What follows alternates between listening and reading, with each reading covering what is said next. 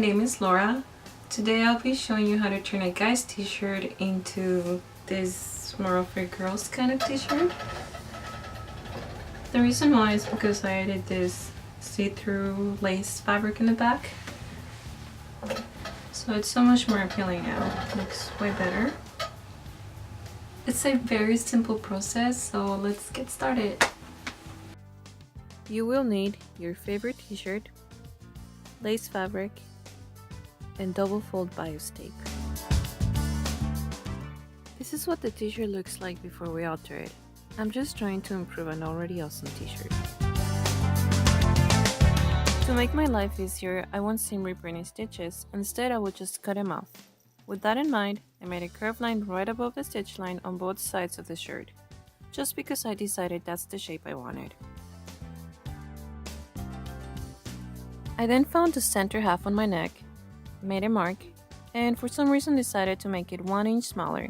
So I marked half an inch away from that mark on each side and drew a line from that mark onto my curved line.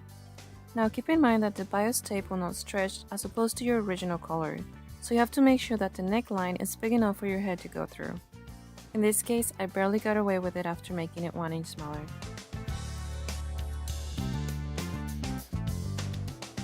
Once we have all the marks that we need, then we will be cutting over those marks and all around the neckline and the bottom, cutting away the seams.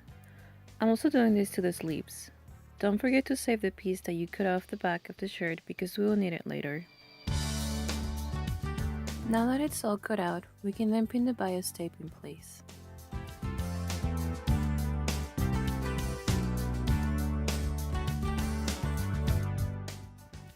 For the corner, you're just folding the bias tape over itself, and it should be a continuous line that ends where you started by folding in the raw edge of the bias tape and sewing over it.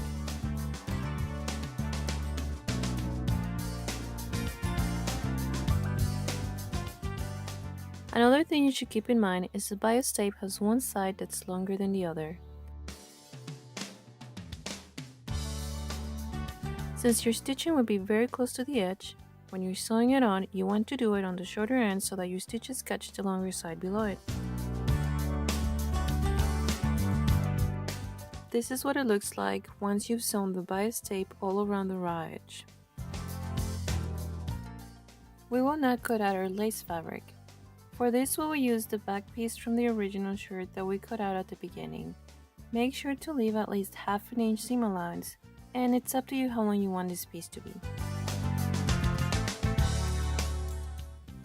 Once we have that piece ready, we pin it down in place.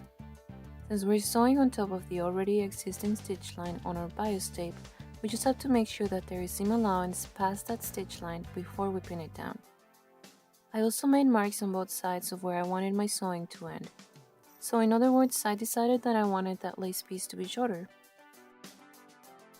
Now to sew it down. This is what we have so far. We don't have to worry about hemming the lace piece.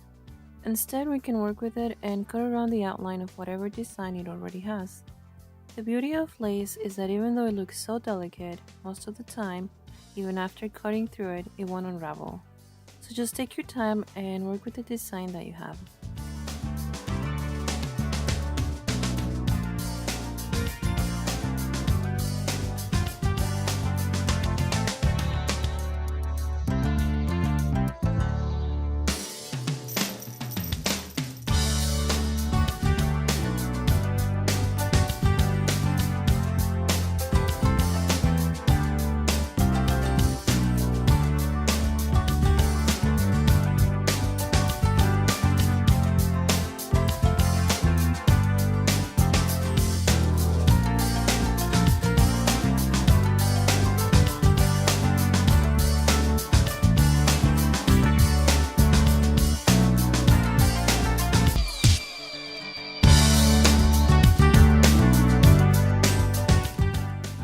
I even decided to cut away some of the lace in between my flowers to have a more exposed back.